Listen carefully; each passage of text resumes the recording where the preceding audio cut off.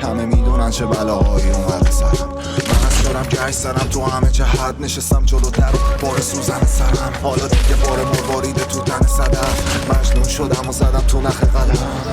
مثل یه کشتی گم شدم به سمت سرزمین خدایان و کسخور هنر. خودم و از اول کشیدم تو نقاشی کهنه، بی غرور و غم و غرب نیستم باشی اخته.